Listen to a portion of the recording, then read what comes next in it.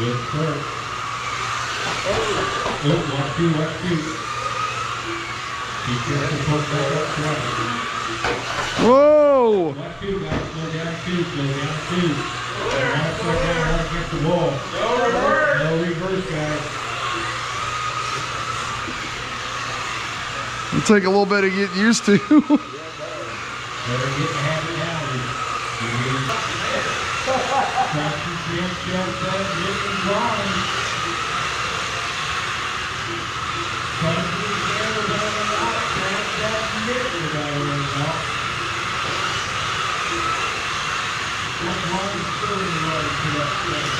So as excited as I was to run the Losi NASCAR last Wednesday for our oval, I am even more excited to run it now in oval and on road. Check this on road action out here real quick. So this is going to be up at Norcar when we're going to be running these Losi NASCARs box stock as well. On road, just some tire glue, a couple little changes to the car that are free and no cost. And that is basically what we're looking for. And that is the entire name of the game with this car. So we all got together at the track this past Wednesday night, and a lot of people were ready. Some people weren't. So we did things that we talked about in the other videos. We got their tires glued up. We got things like the Y harnesses installed, mounted the transponder. You can kind of put it wherever you want, but it just seems like it's kind of easier for us with the infrared transponder. Of course, with like a 2 or a 3 wire, you can put this baby anywhere in your car. You're definitely going to need it to like clean and alcohol sand this thing down to get it to fit and stick, because this plastic from Arma Losi just does not like anything sticking to it at all. So once you're done with that, couple things that you're definitely going to want to do. We already talked about in the last video, getting your tires burned in as well. I would also double check all of your shocks. Now, some of my shocks had oil in them, some didn't. So take your shocks apart, put a little bit of whatever you want in there. 20 weight, 30 weight. I had 80 weight in it, but since I did go down a little bit just to try to see something different and see what works. Now, one of the biggest things that I noticed that you're going to want to do to your car, and Tristan told us to do this on his car, and his car definitely was running better than all of ours. If we take a look at the finals, we can see that he finished with 70 laps in the A main. And talking about running mains, we had 9 drivers. 1 dropped out because they had to leave. We ended up running 6 in the A. And once we all got the cars kind of running good, the laps that we were running were so good and consistent, and everybody was driving so well that I'm literally like, if there's 20 cars, put them out there together just like a real NASCAR race, and let's just run them and see what happens. Back to the car though. One of the big things that Tristan did, I noticed he let me drive his car, and his car was very loose and very free. And he did something that I did not do that everybody should check, and it's going to be your front knuckles right here.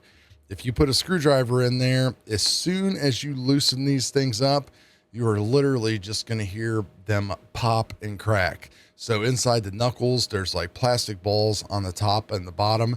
So just relieve a little bit of pressure off of each side, top and bottom. And what that should help with is a problem that we were noticing, is that the servo and the tires didn't come back to center all the way. So, you know, we're dealing with plastic parts that we're going to have some slop in, and we're also dealing with servo saver and kind of a weak servo, but we've got plenty of grip and everything should be okay. So I noticed that when I put my driver on each one of these, top and bottom in the front, every one of them cracked. So they were completely tore down. So this is like free. This is like RTR stuff basic anyway. Like, you know, anytime you get an RTR car, it's always good to know how it's put together and everything else. So you do want to like take things apart, put them back together. Don't be afraid. If you need any help, everybody's going to help you guys out. What we want is we want everybody to be able to have a fast, competitive race car, so we can just keep building all of this together.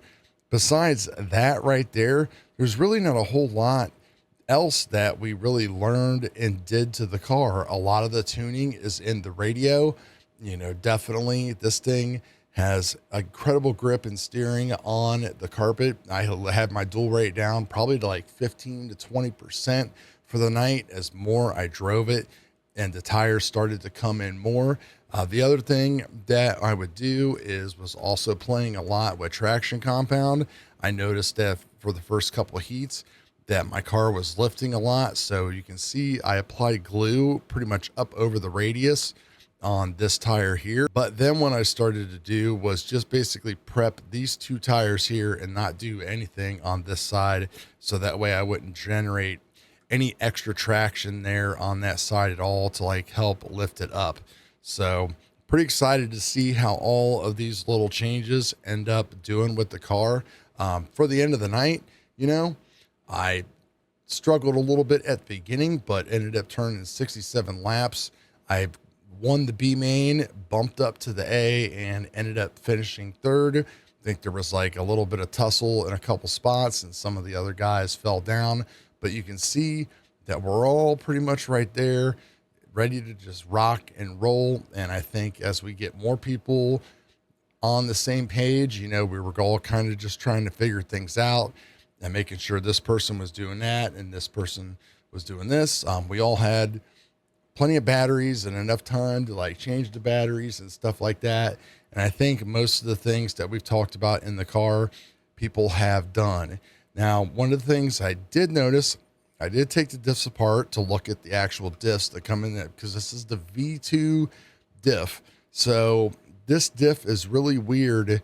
It's got plastic outdrives, plastic sun gears, but then it's got like this metal gear contraption on the inside that rests in like these plastic channels. Probably isn't the most ideal thing, but we're not going to change any of that stuff unless we start stripping them or having problems if we have to. We want to add no cost to this at all.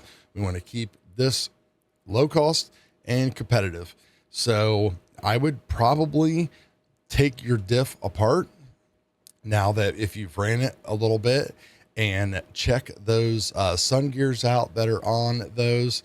And what I did to mine was I just kind of cleaned up the edges a little bit. They were definitely a little bit gnarly in there there's no shims or anything like that at all inside the diff. So when you take it apart, you really can't mess it up. So I ran it with the stock grease that was in there. There was barely even in one of them. The other one had some in there. So I took those things out, wiped everything down with brake cleaner. And then I just threw some like 30 weight oil in there, just kind of to wet everything up.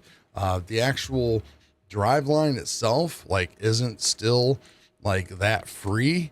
But I do notice that when I let off the trigger, there's not as much of this drag brake effect on the car, which is something that I don't want. We want the car to keep on rolling, especially when we start running these things on road. So that way we can turn predictably and everything else. One other thing is, if you're just running oval or friends, there is a dip switch right here that you can change to eliminate reverse. That was one of the things that got a couple of people that they were using reverse when they shouldn't have been. So you can lock out your reverse by doing that. Some of our on-road tracks allow reverse and some don't. I guess we'll kind of go back and forth and see how that goes and what we have to end up doing with this. But all in all, I am just super happy and super impressed. You know, I love my TTO2 racing. This thing is just basically a newer, aged, higher quality TTO2. The times are literally fractions almost there. They just look so much better. The only problem is when you get 5 or 6 blue cars out there on the track and a couple of people are out there with you. Now I've seen people are removing their stickers and applying their own numbers and all that kind of stuff to kind of make them more visible and just to get us by until the new bodies come out that we can paint up and stuff like that. Some people are concerned about weight limits and ultralight bodies and stuff like that. We'll keep an eye on it and see what happens. My TTO2 with its hard pack and everything, I mean, I weigh way heavier than a lot of other people's TTO2s do, and theirs are lighter than mine, and my car is still faster. So, you know, if we end up counting grams, I don't know. We'll wait and see what happens. But for right now, just don't think there's no need. So we're just going to keep playing with the cars and kind of sharing all the little information that we have and the secrets. So that way we can all keep on being competitive, and we can kind of bring more people into the track as these just keep on coming onto the shelves. The local hobby shop, I believe, is out of them now, and they're getting things on order for us like tires and stuff. You know, we will need to get another set of tires for this, probably to run on road. The tires that come with these have some pretty thick foams inside of them, but they're not belted. So I'm assuming that they're really going to get some funky camber shapes and stuff like that built into them. And, you know, typically, you know, if you're running a basher or whatever, you're going to want to like rotate your tires and do all that kind of stuff.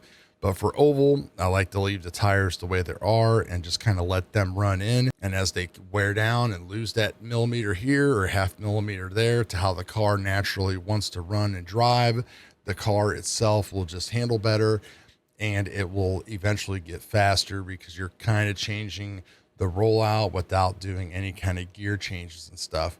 But if they start to blow up like my old non-belted TTO2 tires did, then that's a problem, because one tire is going to be like this big, the other tire is going to be that big, and then the widths, and the car is going to start wobbling and doing all that kind of crazy stuff as well. So that's just kind of where we're at with the Losi NASCAR. It's still super exciting to me. Big hit, loved it. Easy, fun racing. Like I said, we had 9 drivers, and this is hopefully just the beginning of what's going to go on with this car. Cannot wait to get it on the on-road course that you saw.